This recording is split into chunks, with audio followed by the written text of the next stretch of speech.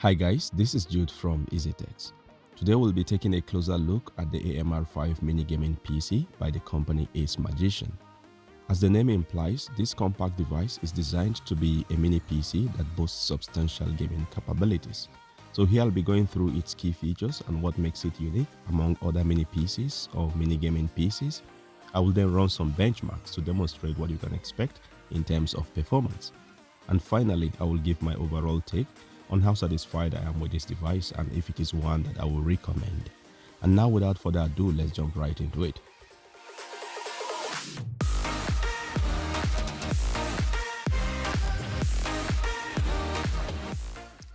Okay, so first for clarity, let's see what comes in the box when you purchase the AMR5.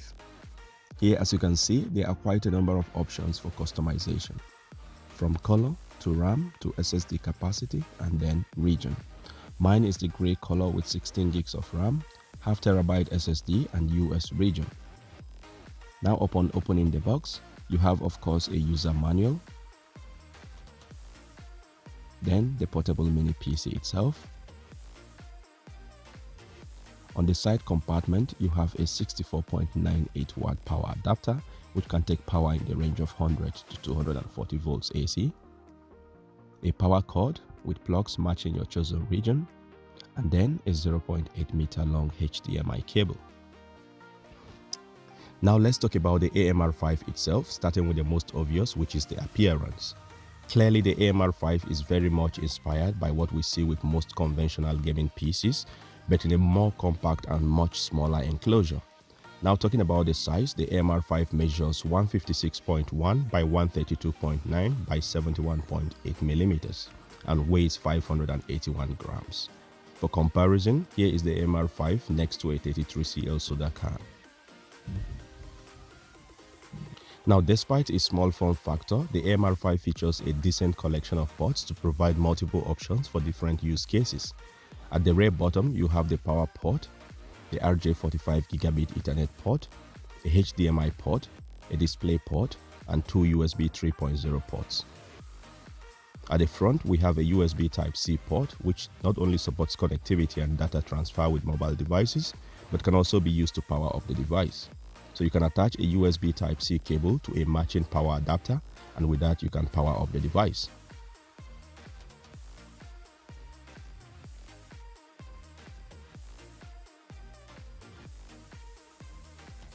And then we have two more USB 3.0 ports, making 4 in total, and finally an audio jack.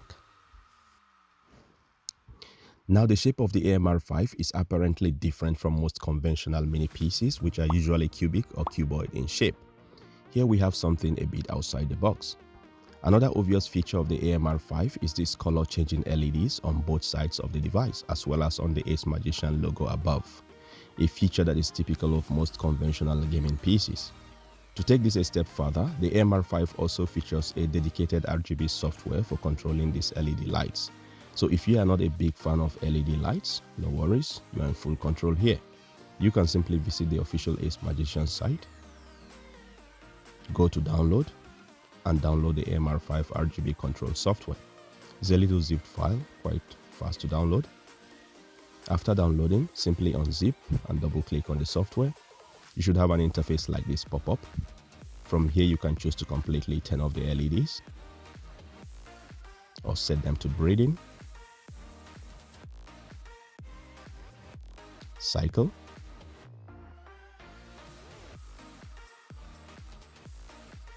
or rainbow mode, which is the default mode. Another key feature of the AMR5 is the ease of access to upgradable components. Here the right side panel is held in place by some magnetic mechanisms, so you can simply open it up without using any kind of screwdrivers or prying tools. And in here we have a very simplified layout. A dual channel DDR4 RAM memory slots, which supports up to 64 gigabytes of RAM, and then two NVMe NGFF SSD slots capable of supporting up to 4 terabytes of storage. Now, arguably the most unique feature of the AMR5 is the 3 performance modes controlled using the dial right here. So we have the silent mode, which basically reduces the processing power of the device to range between 10 to 15 watts, and at the same time turns down the fan speed so the sound is as low as 38 dB. This allows you to use energy more efficiently when doing light works that don't require full processing power. Then we have the auto mode, which is meant for medium level works. This mode sets the processing power between 15 and 20 watts. And finally, the performance mode, which basically avails you the entire processing power of the AMR5, with the processing power ranging between 20 and 25 watts. Obviously, this mode becomes essential with high demanding tasks like gaming or graphics design. I will demonstrate how this works later on in the video. Next, let's talk about the specifications. The AMR5 is powered by a Zen 3 AMD Ryzen 5 5600 processor with 6 cores and 12 threads. The base clock is 2.3 GHz and can boost up to 4.2 GHz, which provides slightly better performance in multitasking computing compared to previous Zen 2 processors. A built-in Radeon RX Vega 7 graphics at 1800 MHz. Now mine came with a 16 GB of DDR4 RAM, dual channel, but you can upgrade all the way to 64 gigs. For storage, I have 0.5 TB NVMe SSD, but can be upgraded up to 4 TB with 2 TB each on both channels. A Wi-Fi 6E standard radio, Bluetooth 5.2, and Windows 11 Pro pre-installed. So this is pretty much a plug and play kind of system. With that, we'll be doing a stress test on this device, during which we'll also put the dial to the test to see the maximum processing power and corresponding temperature of each of the operating modes, and whether in fact it makes the supposed difference.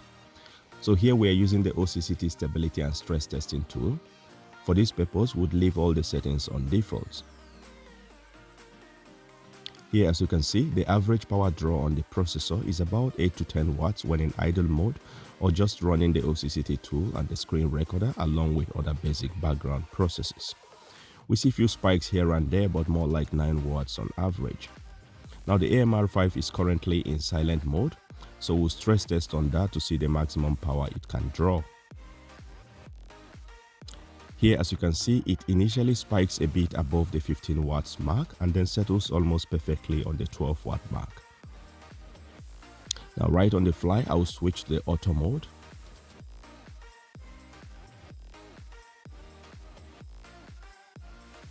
And immediately we see the power spike to about 20 watts and then settles on the 18 watts mark with relatively high precision and stability.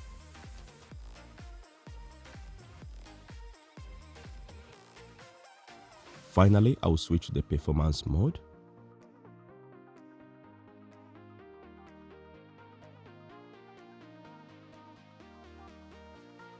And with that, you can see the power draw spike to about 28 watts and then settles almost perfectly on the 25 watt mark.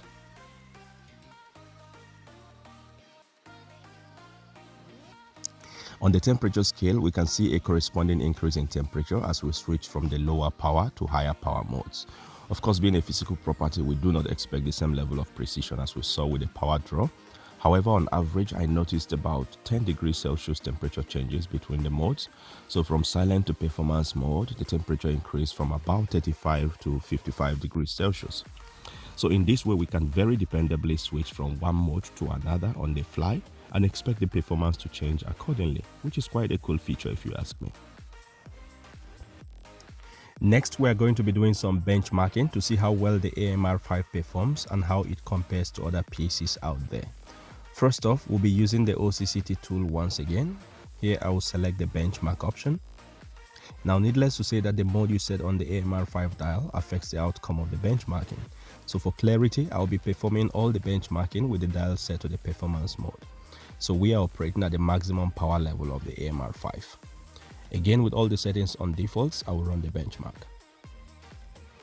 It runs for about 45 seconds, and here we have the results. 77.48 on the single thread SSE and 332.68 on the multi-thread. On the AVX, we have 147.72 the single thread and 568.57 on the multi-thread.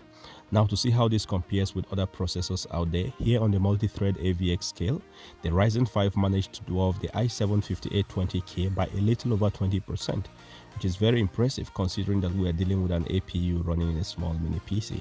The same is true for the SSE multi-thread ranking. Now, the single thread ranking is even more impressive. Here the Ryzen 5 is high up there with the Zen 3 Ryzen 9 and the 11900K i9 processors. Here it dwarfs the Ryzen 9 3900X by about 10%. Again, for an APU, this is really a great performance. On the SSE scale, it almost comes neck and neck with the 11900K i9 processor, which again is very impressive. So I decided to try out other benchmarking tools. Here on Cinebench R23, the AMR5 scored 1,376 points on the single core and 7,444 points on the multi-core. On the comparison scale, we see the Ryzen 5 coming almost neck and neck with the 1165G7 Intel Core i7 processor. Now, Cinebench recommends at least 1,000 points on the R23 for decent gaming performance. So the AMR5 clearly exceeds that requirement by a good margin. On Cinebench R15, the AMR5 averaged 77.51 FPS on OpenGL and had a Cinebench score of 1,305, while on Cinebench R20, the AMR5 scored 3,015 points. Now, these are really decent scores coming from an APU and would suffice for good gaming experience with most games. On Geekbench 5, the AMR5 had a single core score of 1,419 and a multi-core score of 6,179. With PC Mark 10, the AMR5 had a score of 5,603. With 3D Mark times Pi, the AMR5 scored 1,250 points. On Night Raid, it scored 12,945 points, while on Firestrike, it had 3,227 points. Of course, benchmarking is not a litmus test for performance, but it helps to give what I would call a ballpark idea of what to expect with a CPU or GPU, and some numbers for referencing and comparisons. The real deal comes when you actually get to playing those games or rendering those graphics. I'll be trying out a couple of games, but before then, I will want to see how this performs on the good old Heaven benchmark from Unigine.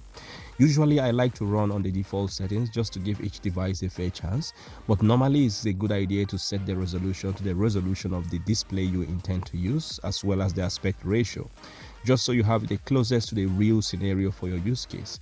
But here I will leave the resolution at 1080p despite running on a 4K display. I think the 1080p is still more like the convention.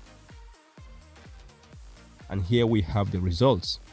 An average of 65.1 FPS, a maximum of 119.3 FPS, and a overall score of 1,639. Now, crossing the 60 FPS average with these default settings at 1080p already qualifies the AMR5 to offer a decent experience with most games. To demonstrate what this means in actual gaming scenario, we'll be trying out a few games. First off, we have CSGO 1080p, mostly default settings. Now here, most graphic settings are on low and vertical sync is turned off, just to avoid any form of input lags or dropping frames. Here the FPS ranges from about 50 to 100 FPS, a few spikes with almost 300 FPS, but on average, it was almost at 80 FPS, which is more than playable. Next up, we have Valorant 1080p, graphic settings on low, VSync off. Here we have the frame rates bouncing between 120 and 220 FPS with an average of about 185 FPS, which is very impressive. Next, we have Apex Legends. Here I had to turn down the settings really low, considering how demanding this game is. I still kept the resolution to 1080p just to keep up with the convention. Here I got an average of 34 FPS. It was maxing out at about 88 FPS. I still find this playable, but of course you can turn down the resolution to 720p and enjoy better frame rates. Path of Exile 1080p, VSync and dynamic range turned off. Here we had fairly stable frame rates ranging from 46 FPS at lowest to 64 FPS at max, averaging at about 56 FPS. Finally, Hitman 3. Here I'm running the demo version. At first, I just ran a benchmark with VSync turned off and resolution set to 1080p. This gave an average of 25.56 FPS. Then for the actual play, in a bid to improve the performance, I maintained the initial settings with VSync off and resolution set to 1080p. I then set the level of details to low, texture filter set to trilinear, SSAO off, shadow quality low, mirror reflection quality off, variable rate shading off. With that, I had less bounces in the FPS and I had an average of 37 FPS, 46 FPS at max and 32 FPS at lowest. Again, this is completely playable and surprisingly good for an APU this size. Now, before I give my overall take, let's talk a bit about pricing. The AMR5 as barebone with no RAM, no SSD comes in at about $385, depending on where you are ordering from. The very spec I have here with 16 gigs of RAM and half terabyte SSD comes in at about $499 without shipping nor clearance. The maximum configuration I saw online was 64 GB RAM and 2 terabyte SSD, which was going for about $850. So there is a wide range of options out there. Now for my overall take, I think the AMR5 does surprisingly well as a mini gaming PC, more so as a mini PC. In this size category, it's certainly one of the best out there. It checks off most of the boxes when it comes to the expectations of a gaming PC of this form factor with current technologies. Cooling is usually a big challenge when it comes to designing such compact PC. The fan can't be too big nor too loud.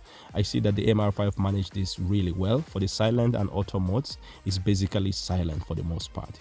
You can hear a bit of a spinning sound from the fan when running demanding applications under the performance mode, but even at that, it's generally silent. As for the design, I really like the simplicity and attention to details. Now it's obvious that most people these days open up their PCs to upgrade the RAM or SSD. So as a designer, you could as well just make these components easily accessible. And that is what the AMR5 has done so perfectly. Quick and unobstructed access to the RAM and SSD compartments. And then you have the RGB lights, which looks cool in my opinion. Of course, that might not be the case for everyone, but then they have provided full control to enable you turn off or change the mode at will. And finally, the dial, which is one of the most unique features of the AMR5. I believe that this is an attempt to foster more efficient resource management in modern day computing. While most users would likely have the dial set on one mode all the time, there might also be users who would put this uniqueness to some higher use. And that is it from me, guys. Let me know what you think about the AMR5 down in the comment section. If you happen to purchase one for yourself, please share your experience with us. I will leave more information and links to the AMR5 down in the video description. Give this video a thumbs up if you found it useful and share with anyone you think might want to see. Don't forget to subscribe and turn on notification for updates on future tech reviews and other tech tutorials on the channel. Thanks for watching and see you in the next one.